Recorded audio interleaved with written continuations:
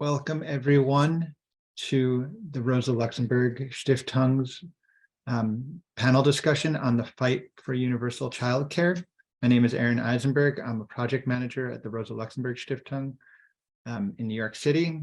We have a really wonderful panel today for you with the case studies from 3 different countries, 2 different continents on the fight for universal childcare and what this means. Before we get started, I just want to share the Rosa Luxemburg Stiftung is an independent political foundation. We have offices all over the world. We are independent of, but linked to Die Linke, the left party in Germany. And in our New York office, we work on both the UN, and we did 3 events this week on the UN Water Conference, as well as building ties between the North American and European left.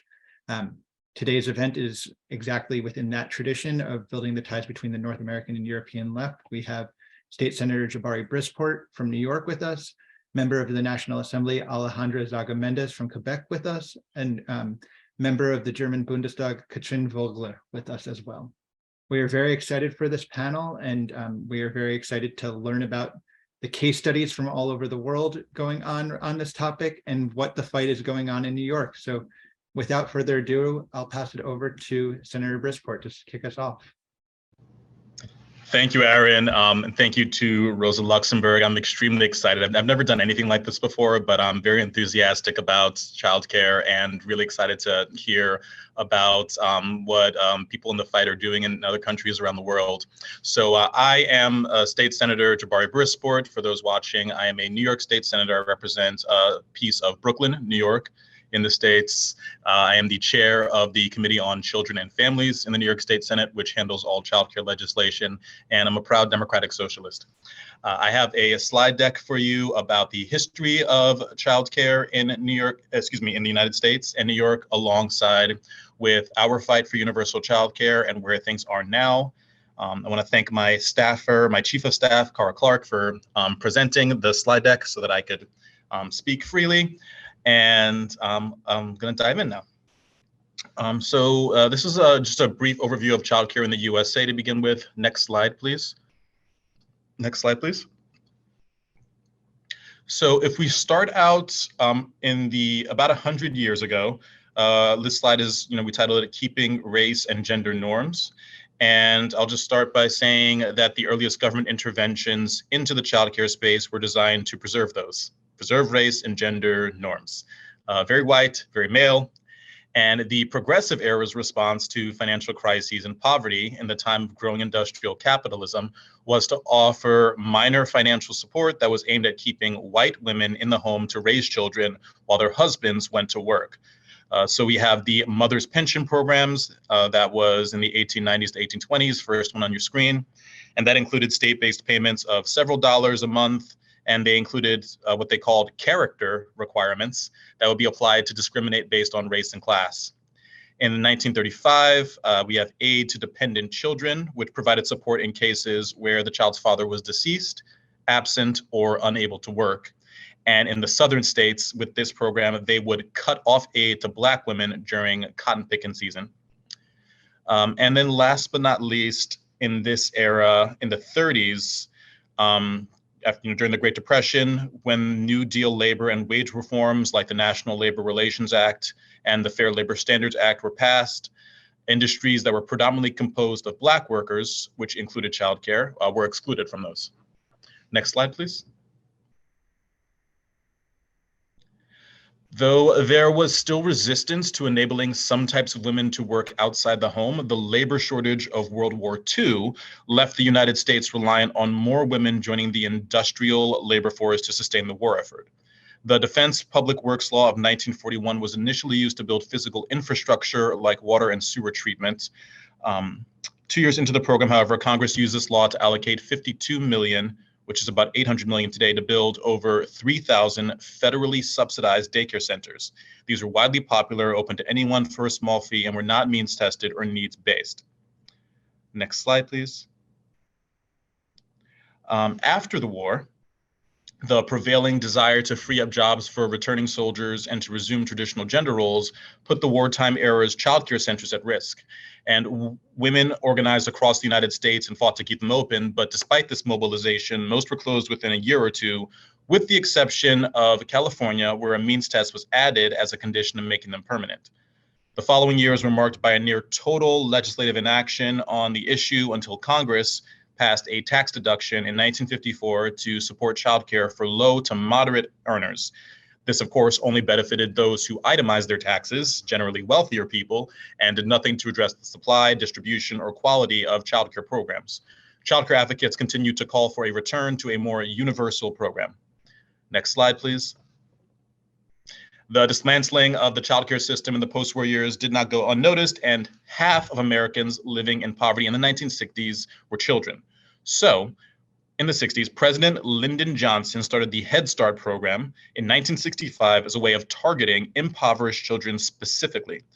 The program still exists today, where it is still means tested and intended to cover families living in poverty rather than the broader population of those who need it. Next slide. Between 1969 and 71, childcare, labor, and civil rights advocates organized together for universal childcare, and they introduced the Comprehensive Child Development Act of 1971.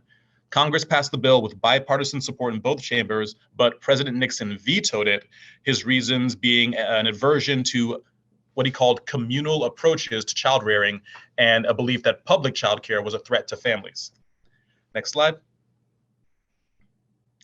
In the wake of the failure to pass that act, legislators instead referred to making smaller shifts in the existing patchwork of programs.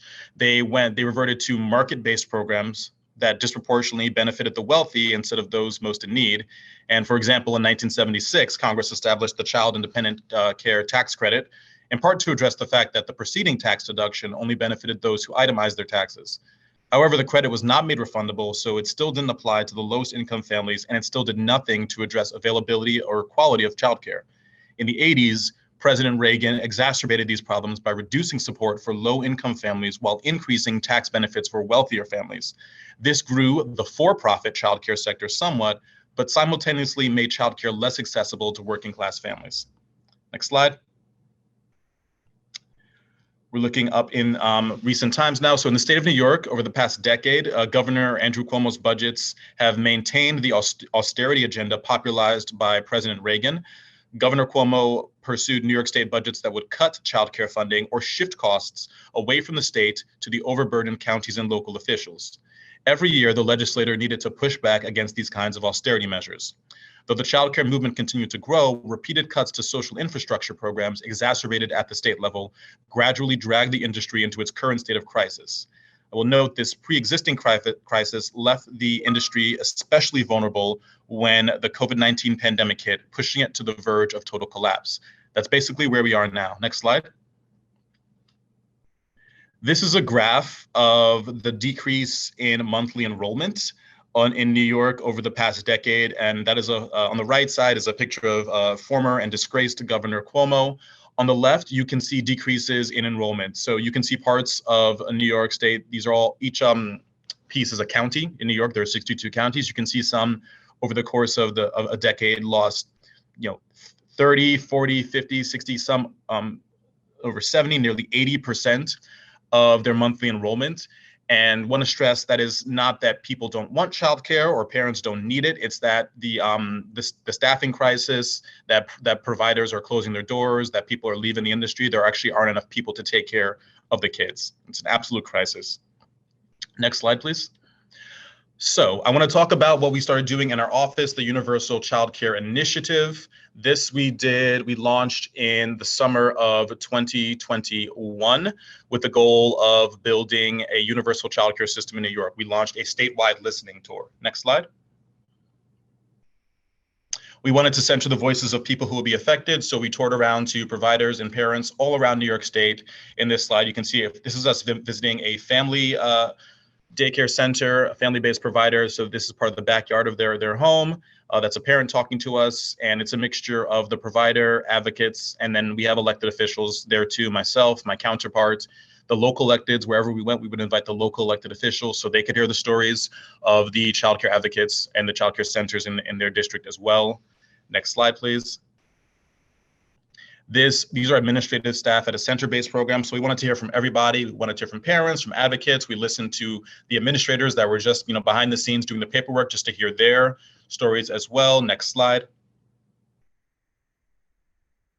This is at another home-based provider. This one was in the Bronx, and the person in the center is the Speaker of the New York State Assembly. That's the highest ranking assembly member in New York State. We made sure to go to the districts of leadership in both houses of the New York State Assembly and Senate during this listening tour to ensure that our leadership also could hear within their own district from providers and how much they were struggling. And that adorable piece of artwork, I unfortunately do not have my counterpart in the assembly. It's with him. We had a little fight over it, but he gets to keep that one. Next slide, please.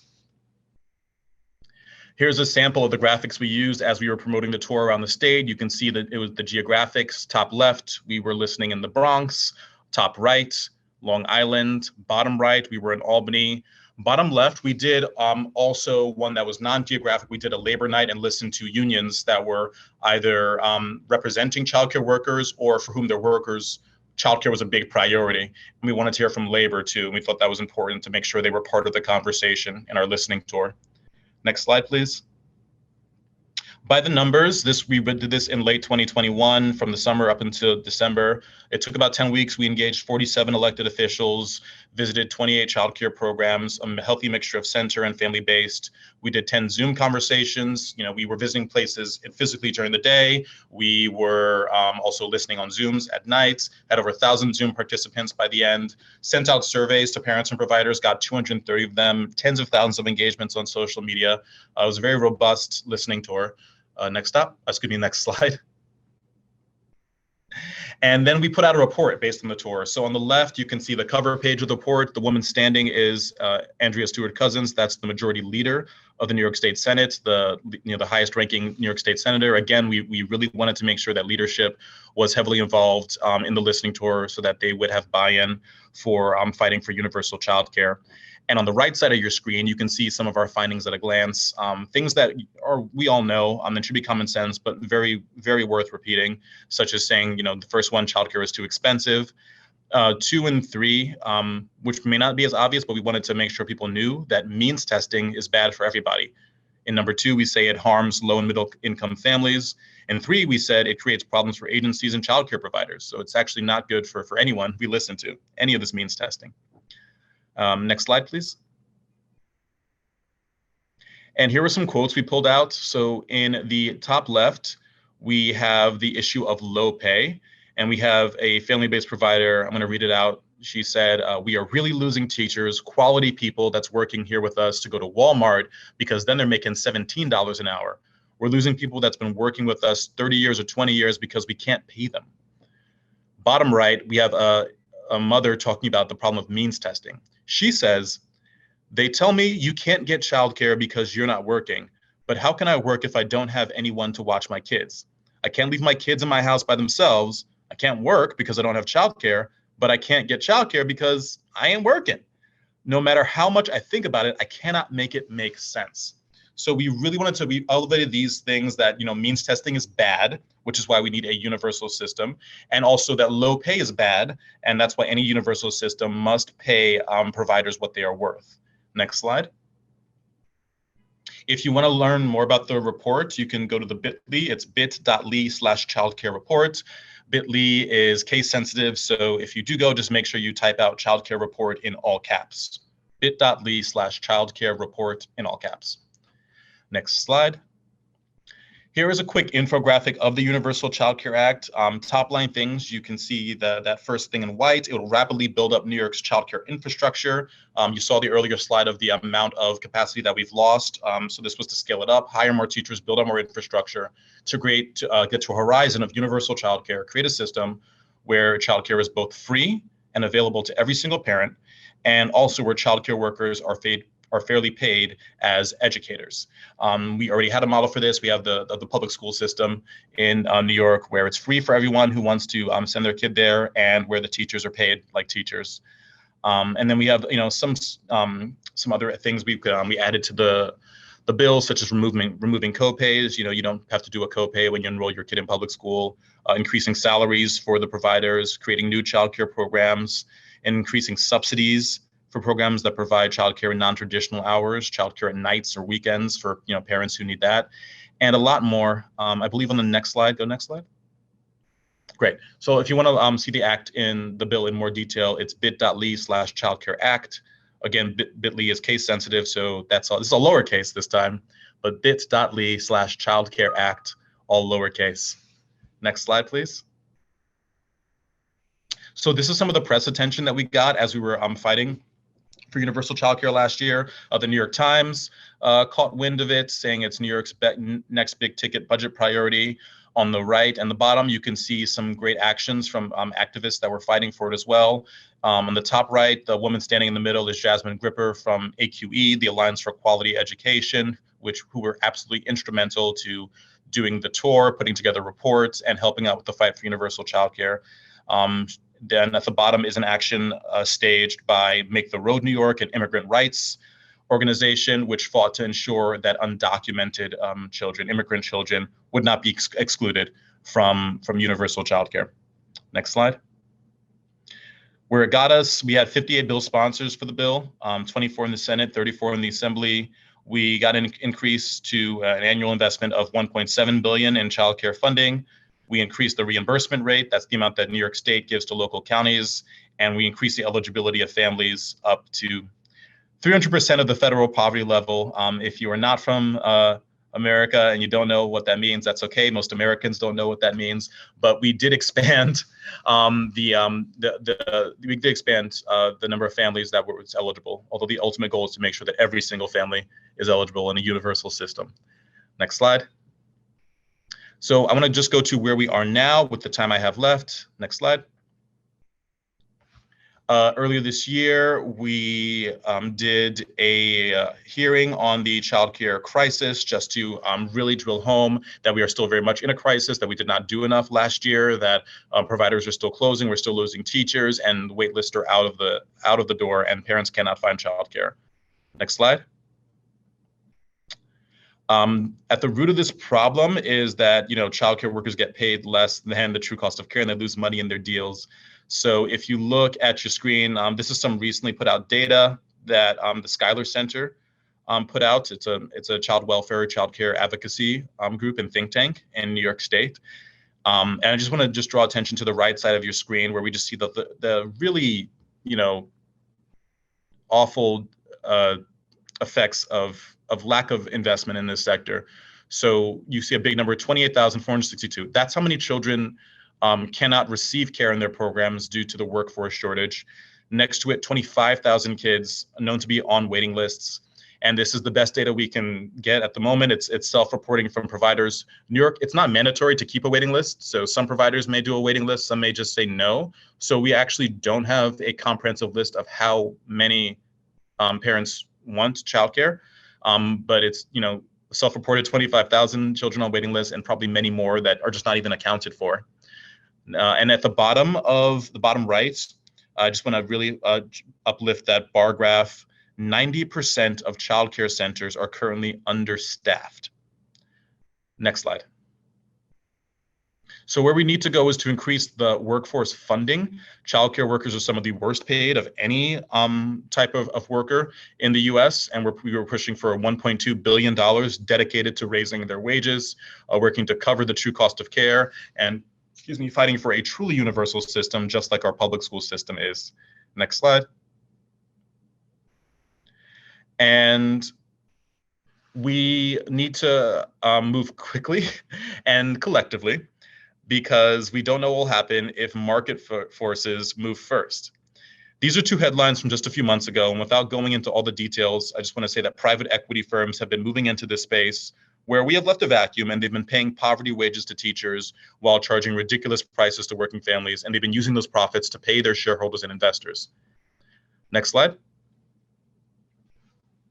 Our movement, though, is still growing. This is another action for universal childcare. The woman with the megaphone and the child, she's wearing a shirt from Make the Road, that immigrant advocacy group. And on the right, you see other organizations like New York Communities for Change, also fighting. It's a massive coalition to fight for universal childcare. Next slide. And this is the last thing I want to leave you with, just saying that collective movement, when we act together, we expand the scope of what's possible. So when we share our perspectives with one another, we don't just strengthen the quality of the policies we write and advocate for, We also strengthen our resolve to aim not for just what we think we can get, but for what we know parents and childcare workers actually deserve. We not only strengthen our own understanding of this infinitely complex issue, we also strengthen the scope of what is possible by building up a bold and cohesive movement around it. So on that note, I'm deeply excited to be here with all of you to engage with this crucial work on an international scale. Thank you again, Rosa Luxemburg, for gathering us, and really appreciate the time to share a little bit about what we're doing in New York today. Thank you so much, Jabari. I think that was a really wonderful presentation and really sets the stage for why we're here today. As this campaign has been growing in New York, is something we've talked about internally at RLS. This is something that isn't understood in some other parts of the world as a need for a campaign or such a fight. And when we talk about it here in New York or in the US, with some of our comrades around the world, they say, these are, oh, we have that, or we have that, or we got that, and this is how we got it. And so I think oftentimes legislators here will say, well, that's not possible, that can't be done, and just end it at that moment. And I think something that we thought we could do here is share the experiences in other parts of the world on what is going on with childcare, but also then there are struggles going on beyond what we may see here in New York, and fighting for those as well. So with that, I want to pass it over to Alejandra Zaga Mendez. Alejandra, I know that your party has also put out a new innovative campaign within the last election on even expanding childcare. So I want to pass it over to you, give kind of an background on what the Quebecois system is, but then also congratulate you on your recent election win and joining the National Assembly in that way, but then sharing a little bit about where we go from here in Quebec and how perhaps New York can draw upon the Quebec experience and create these ties. Thanks a lot, Aaron. Thanks a lot to Senator Brisport, that's how you pronounce it, for your talk. So first of all, I am a member of a National Assembly. So it's the assembly it's the Legislative Assembly for Quebec, the province of Quebec. My party, Quebec Solidaire, we're a left party, the leftist of the fourth parties that are representative in the assembly. I represent the southwest of Montreal, so it's in Verdun. If you've ever been to Montreal, so it's the southern area.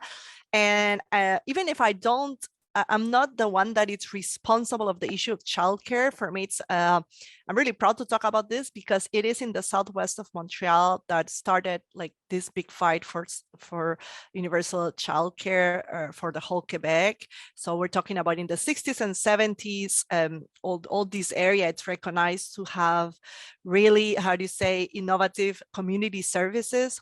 So the idea of what we call the CPE, so it's our public system of childcare, started from a community center not far from where I am, where people got together and they funded different what we call NGOs, non-profit organizations that has as a goal to have accessible universal childcare for everyone. And this idea showed that it was community by mobilizing these resources were able to make it, right?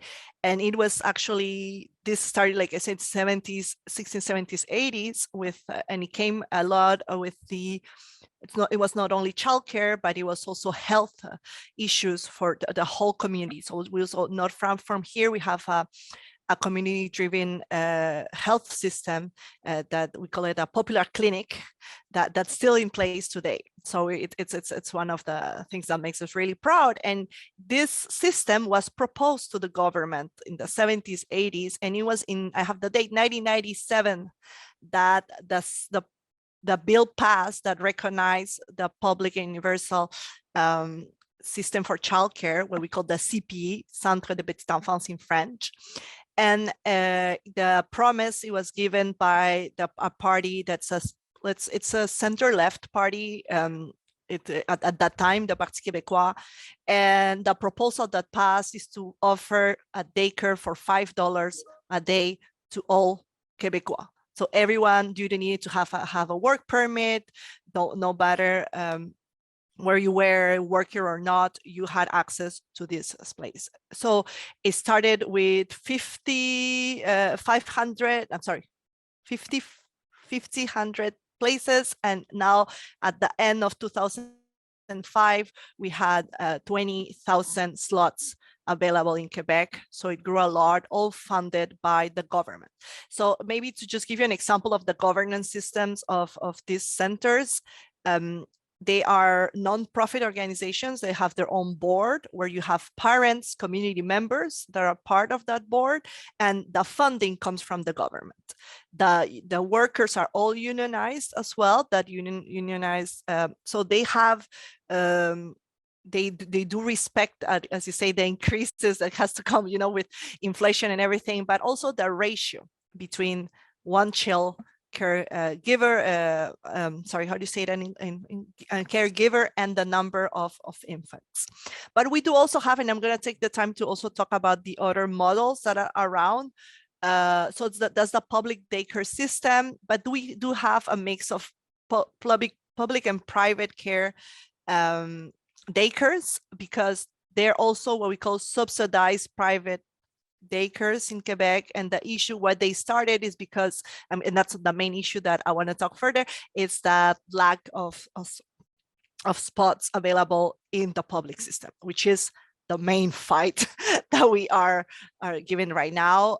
So these private daycares, some of them, they're recognized by the government, they get some subsidies, and the people that are able to send their child there, they can also have tax reductions or other type of income reductions with that. And then there's another third system that is the home childcare service. So it's a family-based system that are recognized by the government. They can have some funding, but they're more private. So they're as the private you get, you pay more. So just to give you how much it costs in the public system nowadays, because I said it started at $5, but with austerity measures and also the increase of the cost of living, now it starts at $8 in the public, $8 to $9 in the public system, and then it's regulated according to the income of the family. So if you have families that are rich and they're sending to the public, but they're gonna pay more than somebody that is non-working. And then the amount can get into like 15, 16 a day, 20 a day, the more you go into the private models. There had also been another tiny change for childcare systems, because before the school in Quebec, we used to have kindergarten starting at 5, and with the new government, they proposed what we call the 4-year kindergarten. So they open spots for kindergarten at 4, and this was proposed by the CAD as a means to reduce the pressure into the public childcare system. However, it showed to be a really bad idea in the next 4 years, because it created more pressure on the elementary school systems, because they didn't have the infrastructures and the teachers to have a 4-year-old that allowed it's different type of cares, and that increase a lot of the pressures. I have a few schools here that have this 4-year-old kindergarten, and they said it's not that fun to manage. So we feel, and that's something that else that we're making pressure to, we feel that this project was going to be abandoned, and what we're asking for is that the money that went there, it goes back into the public daycare system. So what are the issues right now for us with this? It's been almost 30 years of this system. So the first limitation is the shortage of spots, as I was saying, for a affordable daycare system. And there's another issue on what is universal childcare. And I'm going to start with that because maybe it's easier to explain in the measures. Is that not everybody has access at the end of the day to these public daycare spots. And now I was hearing the talk on immigration status. So for immigrants that do not have a residence, a permanent residence or a citizenship in Canada or in Quebec, they need to prove that they're working. And that, that cycle starts again. I cannot go to work and I cannot have access to this public daycare. So that we have still for precarious immigration status. And if you don't have a status, you're not going to have a working permit. And then it starts all over again. So I have families that come see me that are in that situation. And what's available for them so far is that communities are mobilized, and we help them to create what we call part-time daycares, community-driven part-time daycares that are, few spots here between 2 to 4 p.m. that they can bring the child and they can go to their French class. But it's really hard for our community organizations to drive that, and it creates a lot of pressure in all the community groups.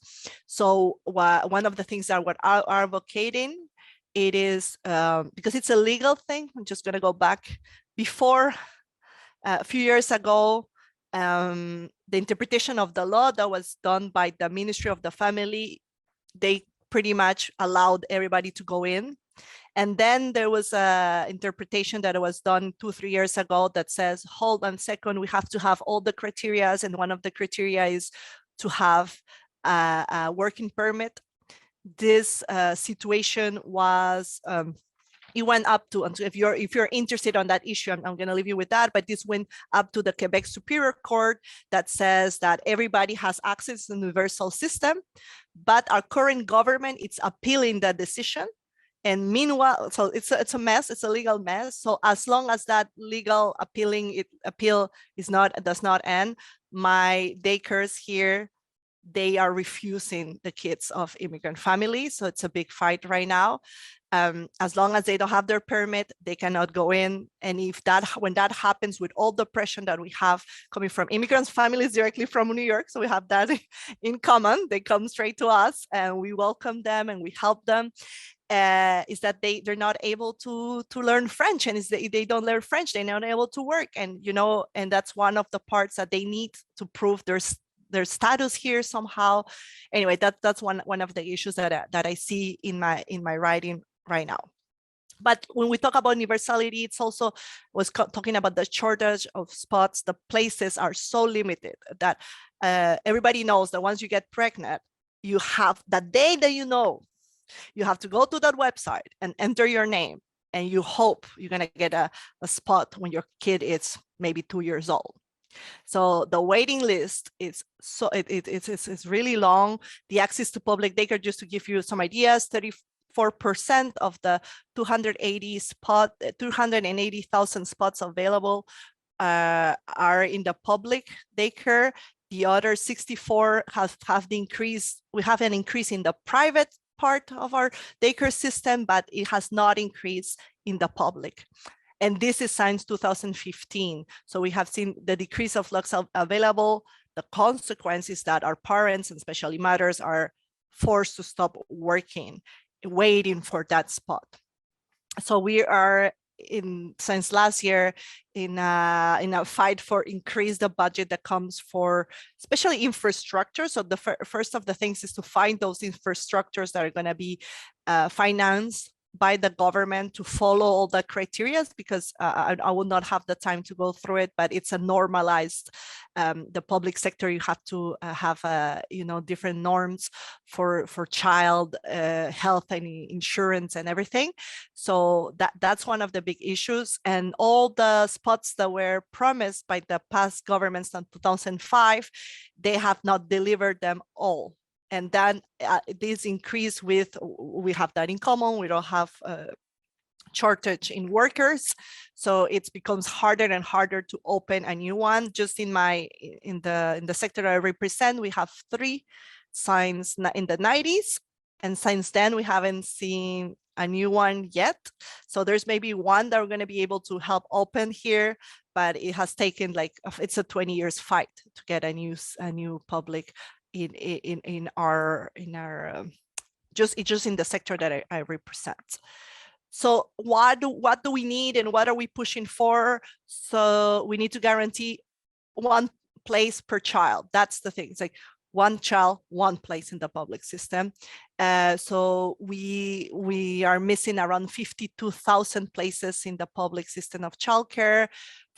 We committed in the last election to increase it to 37 in the next 4 years. And we know it's a question of priorities. As we've seen in all over North America, the austerity measures have come in the early 2000s and 2010. We have stopped the increase of those spots in the private sector. Another thing that we are pushing for, that this also comes from community works and advocates, is what we call micro daycares. So it's to develop smaller CPEs. We have between 8 to 20 spots for child at that, and I can say everybody thinks a good idea. One more time, municipalities, they're also pushing and mobilizing for that. And this can also be, joined to the workplace. So we're like pushing to see this model, which is in development, to propose it with different industries or manufacturers, where you can, have these micro daycares that are I have the French word, which is jumelé. They're joined with that spot. And just give me see my notes. And the other third proposal is to offer an emergency allowance to parents without a place in childcare services.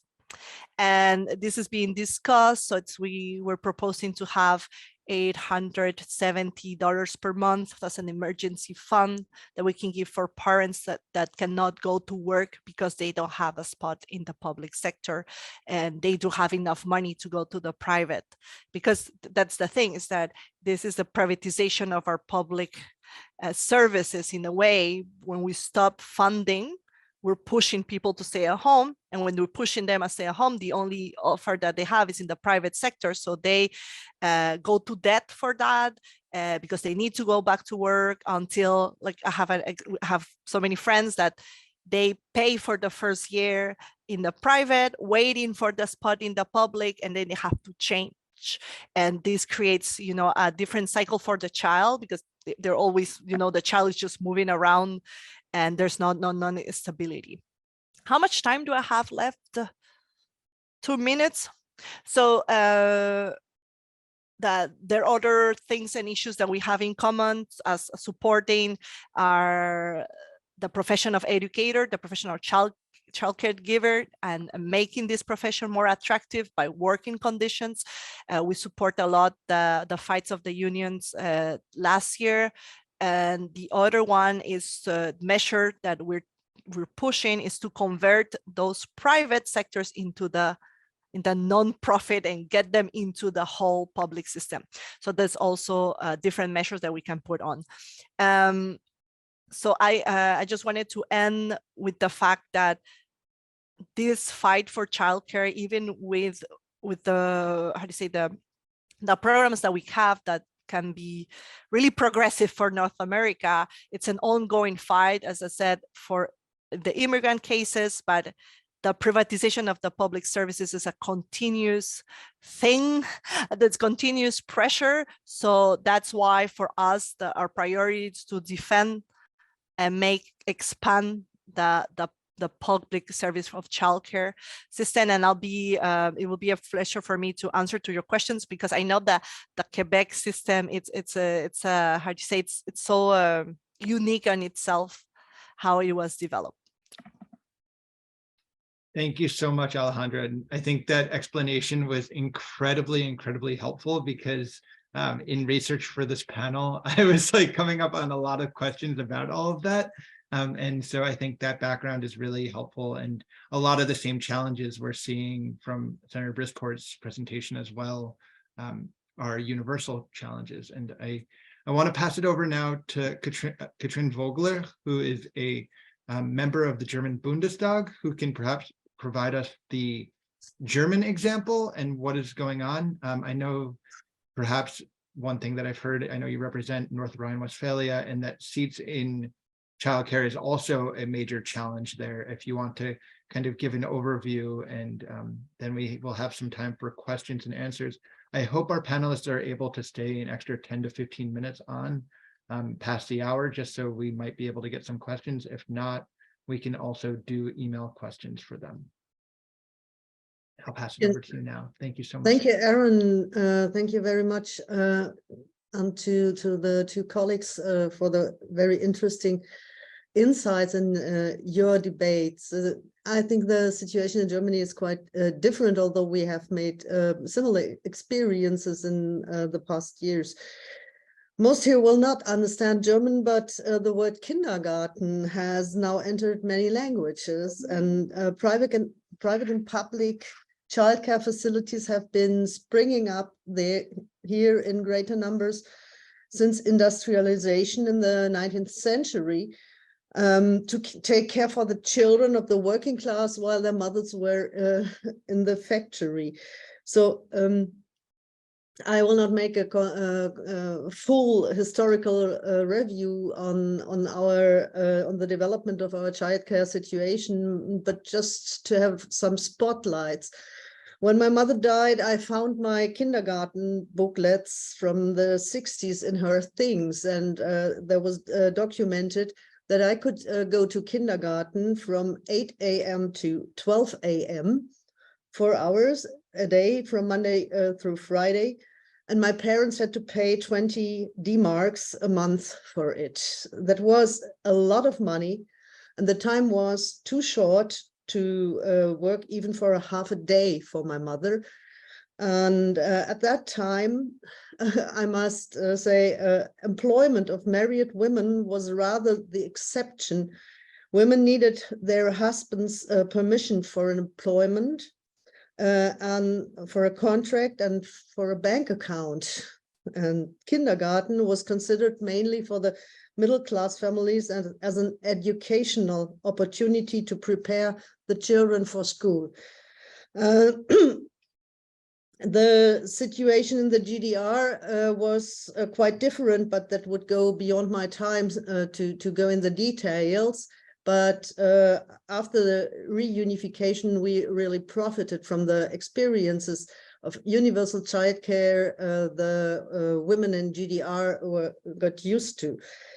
Beginning in the late 1960s, a feminist movement emerged in West Germany that, in additional to sexual and reproductive rights, demanded above all to gainful employment and to childcare.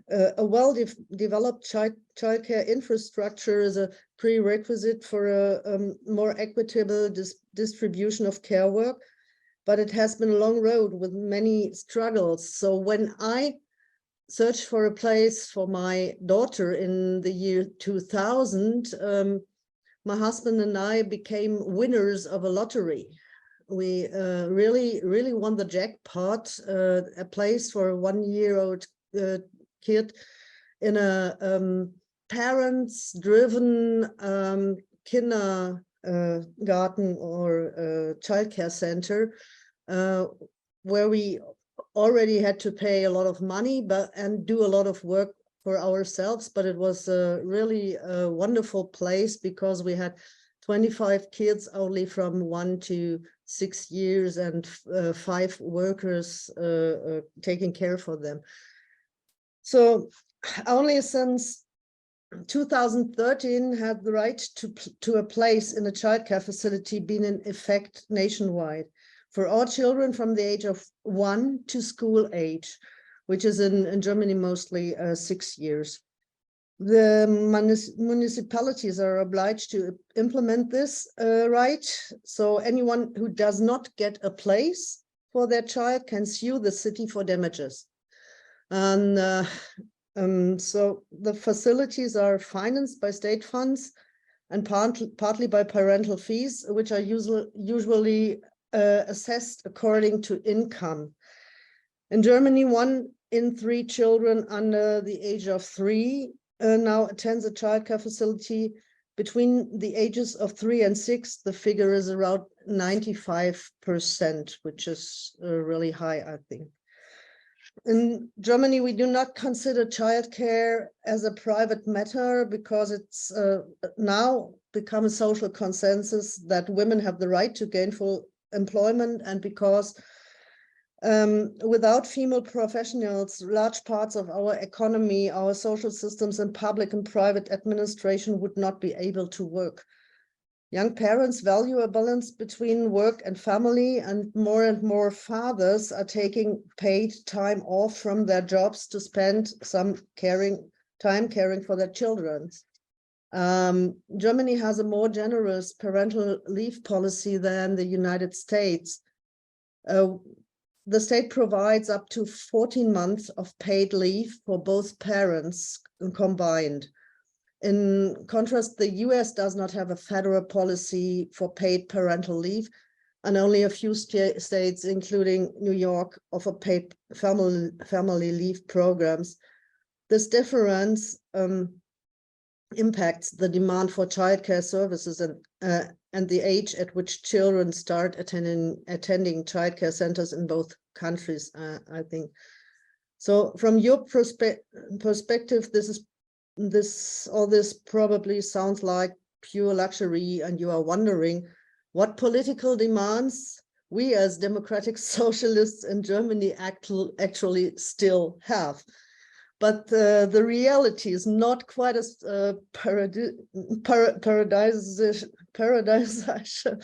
not quite a paradise as I described in the first part, and there's still a lot to do, and still a long way to go. First point, enough childcare places.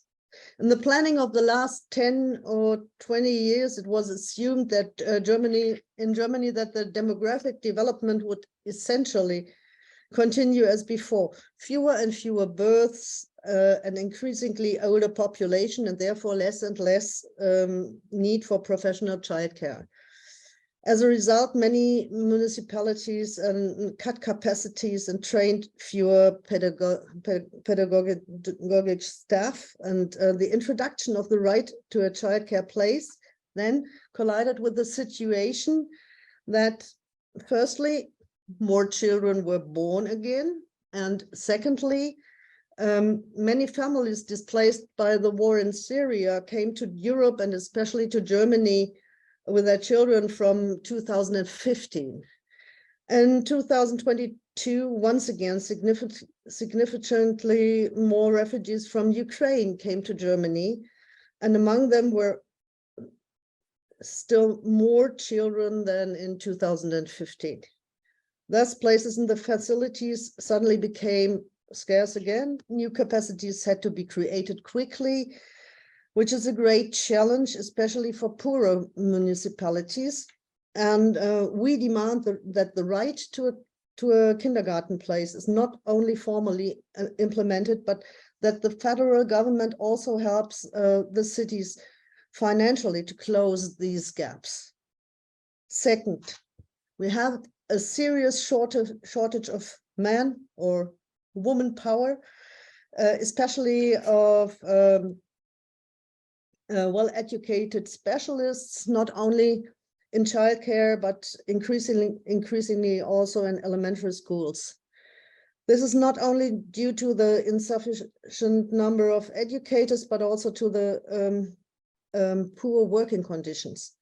A kindergarten teacher in my state receives a net salary of about $2,175 for a full-time position at the beginning. So, however, many educators are not employed full-time, but only have part-time positions. So from this income, one can hardly pay for an apartment in some cities, and the prices for food has increased by 20% in the last year due to the inflation. That's why we are fighting together with the Union of for higher wages in the social and educational professions, because this is a prerequisite to get more people interested in training in these professions and to regain people who have left their jobs to earn more somewhere else. At the moment, the labor disputes are ongoing and the union is currently gaining thousands of new members who will strengthen it in the strike movement. And we hope they will come out with a serious improvement of the wages. Third point, free education from kindergarten to university. This is one of our slogans, which we have printed on our posters in many electoral campaigns. Childcare fees are a burden on families at a time when they are already under a lot of strain. So despite public childcare, one parent often has to reduce his or her working hours. A bigger apartment is needed, or perhaps a bigger car, and so on. So we have discussed whether it would not be better to continue charging fees for parents who earn well and invest this money in improving the staffing and financial resources of childcare. But in the end, going completely fee-free and funding it from taxes is the best way to reduce the burdens on young families and fulfill social responsibility for childcare. Where we, as Die Linke, the left, participate in governments at the state level, we have already been able to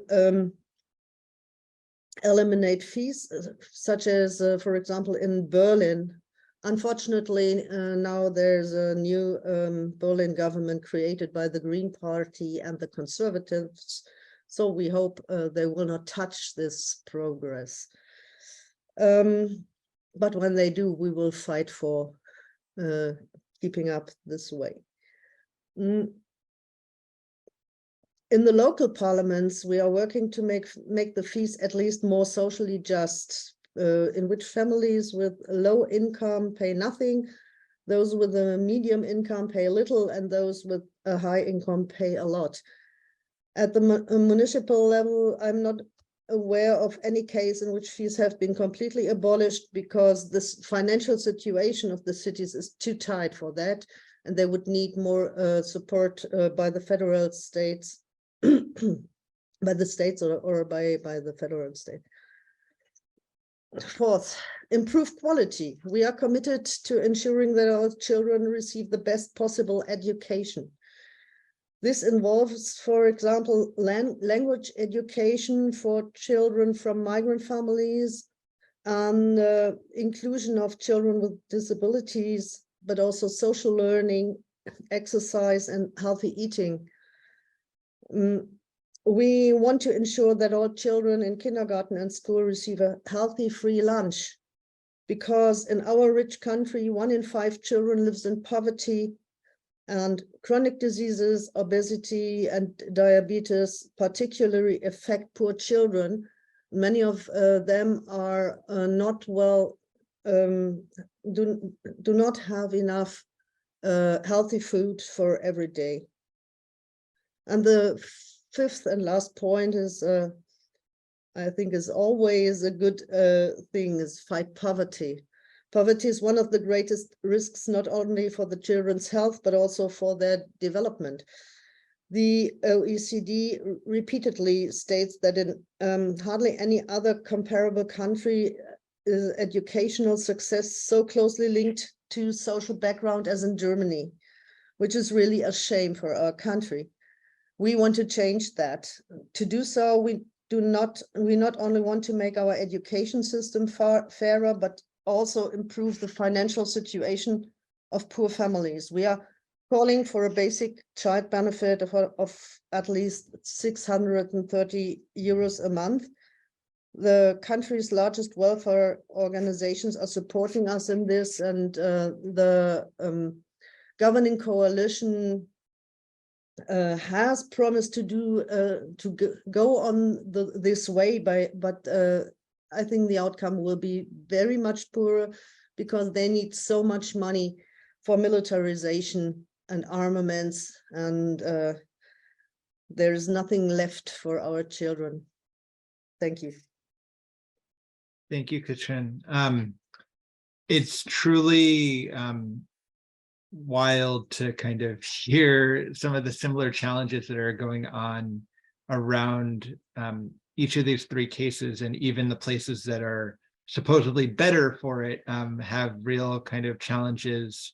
And the campaigns, I think, really can be internationalist in orientation. I think specifically the way we treat about our immigrants and refugees, and making sure that they are guaranteed the universality that you all have spoken about, is really a necessity, and something that seems to be the first on the chopping block in the places that are supposedly even better.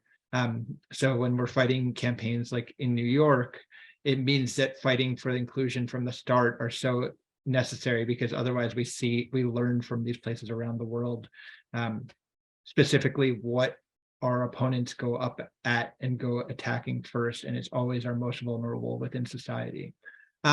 We are supposed to be at time, but I think it would behoove us if we can stay for another 10 minutes or so. If there are people who have questions in the Q&A function on the bottom of your screen, we do have some time for potential around that. So if you can put your questions in the bottom of the screen in the Q&A function.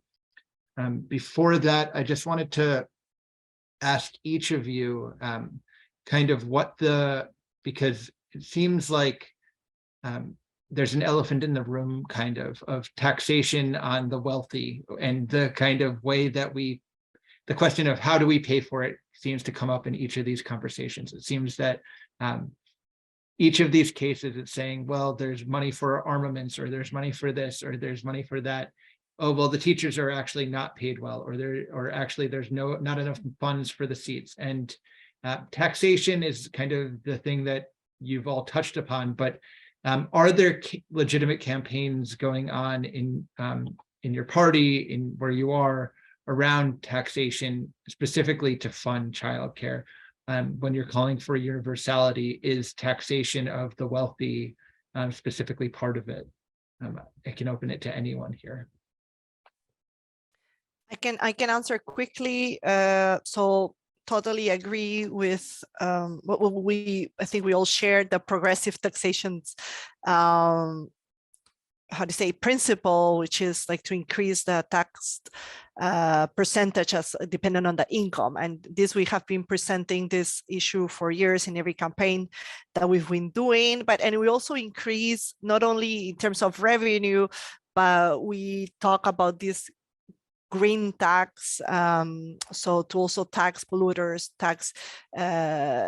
we in Quebec, we're part of the carbon, how to say, Bourse de Carbone in French, I only have it, sorry, it's carbon exchange program with California, but like there are other ways that we can increase the taxation to polluters, and this allows to increase the incomes to all those, like we include them in our way to see public services, right? It has to be funded through that.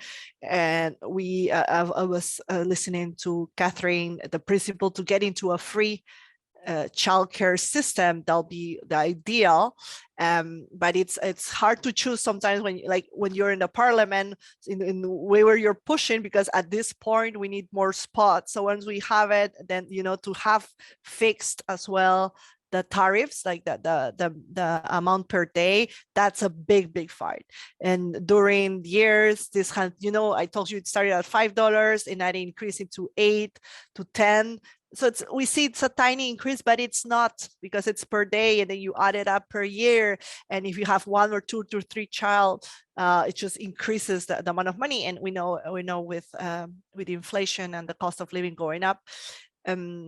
So yes for taxation. And maybe I can add something that I forgot in my presentation real quick, that it's another issue is the housing crisis, the pressure that it creates on the neighborhoods. Our neighborhoods are changing, and when we have a community based in a public system, which means families are living, and this in terms of governance, it creates an issue, but also on the kids, because the kids are pushed away of where the families were involved at the beginning. And when you're pushed out of your neighborhood, you don't know if you're going to find a place where you're moving.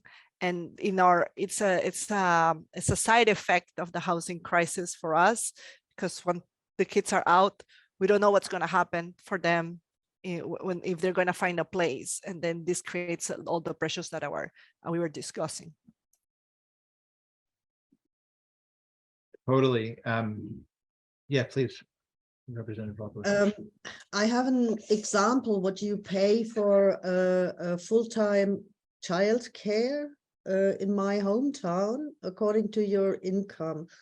So when you have under 25,000 euros a year, you don't pay anything, no matter how long your child goes to the childcare center. And if you have more than 91,000 euros per year, you pay from 524 euros to 751 euros per month for a 55-hour contract. And I think this is okay. This is fair because people can manage this when they are as rich as I am, for example. So, but nevertheless, it's still a big burden for families. For example, in the lowest in the lowest income group where you have to pay, it's 100 euros a month for 55 hours of care. But the second, the third, and every child more is for free for everybody. So it's only one child you have to pay for. So I would also like to move forward to completely free childcare, but we cannot manage it on the level of the city. There we have to change laws in and funding from the higher levels. And you are right, Aaron. We have to change the taxation laws because they actually the most rich, wealthy people in Germany pay too little taxes, and the people with middle income pay too much. And I'll just add briefly. Yeah, in New York we launched a big campaign, a tax the rich campaign, to fund several ambitious proposals such as free buses, like free public transit, deeper investments into affordable housing, and also universal childcare. And I think taxing the rich pairs very well with pushing for universal, because sometimes the pushback I get from conservatives and also even some Democrats is that they don't think the government should pay for the rich to have childcare. They're like, well, these people are rich, they should just pay for it on themselves. And then I can explain, well, if we do it through taxes, then they will. If you raise their taxes, then they will pay it for themselves. They're like, they should pay more. They will pay more. They'll pay more through taxes, just like they technically pay more for the library. They just, the library is free at the point of service. So it's a very helpful way to bridge the gap. And in terms of co-payments, steadily getting there. It used to be the Wild West of, it varied from parents paying up, 10% of their up to 35%. And then about 2 years ago, we shifted down to 10%. Now the governor is proposing to lower it to 1%. As a co-payment. And so I think, we can get to a place where it is, once you qualify, you're free. It's free. And then, eventually everyone qualifies. Awesome. And I know we're running out of time, so I'm going to merge the last two questions. I got a couple by direct message as well. Jeremy in the chat asked about hearing about, even in Quebec and in Germany, about the nature of having private providers as well. What is the best way to kind of get to a fully public and universal system? Because it seems that having public and private seems to be a stumbling block to getting universal public goods.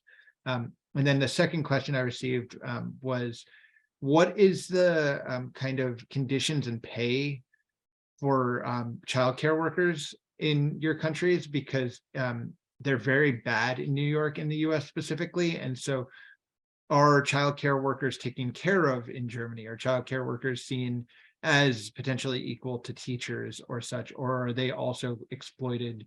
Well, teachers are also exploited beyond belief, but are childcare workers not seen? Are people leaving childcare jobs to go work, as in Senator Brisport's presentation, to go work at a Walmart or something, rather than doing a care job because they're so underfunded and underpaid? I'll open it to anyone who's interested. I can answer on the salary.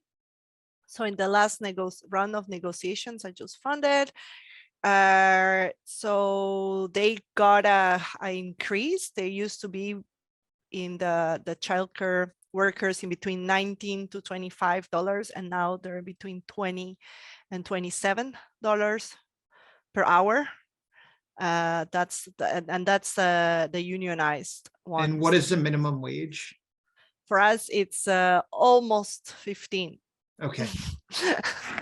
So it's like they're like $10 more than the minimum wage, and this is across across the Quebec province, and it's a round of negotiations between the state, because they're public workers, right? So it's the state and their union from their side. This round of negotiation was last year. And then the question on, yes, the private ones.